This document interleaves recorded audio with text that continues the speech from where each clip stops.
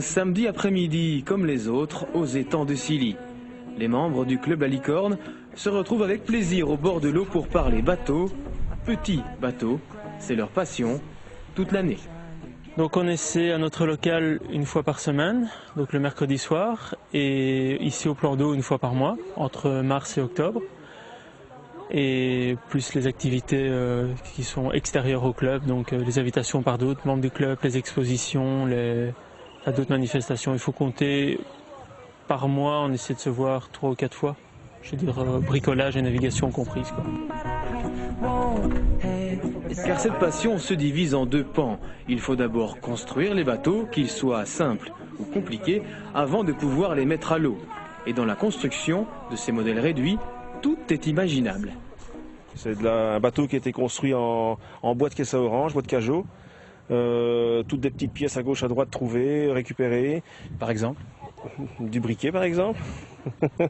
Donc ici, si vous regardez ce qui fait normalement le treuil de l'ancre, mais c'est fait avec des roulettes de briquet.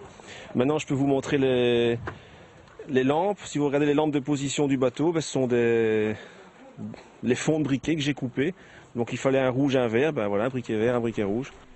Et on passera sur les vieux essuie-glaces et autres objets improbables qui finissent par devenir un vrai bateau miniature. Si les plus jeunes s'amusent beaucoup plus dans un premier temps à naviguer sur l'eau, les plus pointus finissent par être mordus de construction ou plutôt de bricolage. Combien de projets, combien de bateaux, de modèles vous avez encore en cours pour le moment ? Je n'oserais pas l'avouer.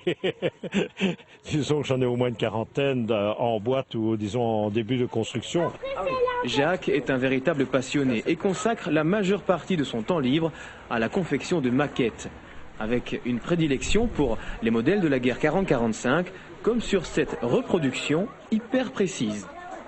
Et c'est la différence entre le modélisme et le maquettiste. Le maquettiste, disons, fait un bateau comme vous avez les autres ici, pour naviguer, pour avoir quelque chose, disons, d'approchant, mais pas précis. Le modéliste, lui, il est pointu, et moi, c'est ce que j'essaye de faire dans tous les modèles que je fais, c'est d'être très pointu, de se rapprocher le plus possible de la réalité. Si Jacques se concentre presque exclusivement sur la confection de ces bateaux, d'autres ont aussi à cœur de les tester sur l'eau. Olivier a par exemple ajouté une pompe à eau sur ce modèle de bateau de pompier. Quand j'ai commencé, ce qui me plaisait le plus, c'était naviguer, forcément, comme tous les enfants.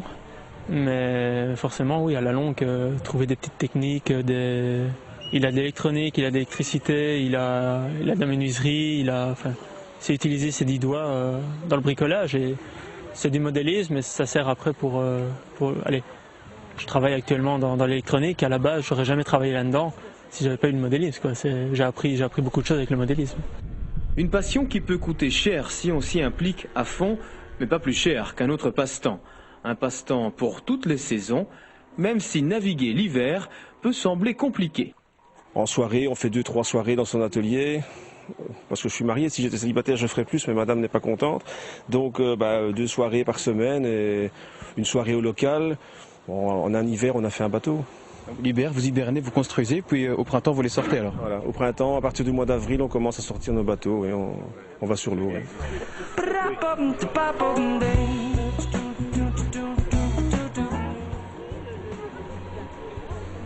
Et parfois, les clubs organisent des compétitions sur l'eau, parcours d'obstacles et de précision, bref, une passion variée qui aboutit à de beaux moments entre amis, dans un atelier ou, beaucoup mieux, au bord de l'eau, avec le soleil.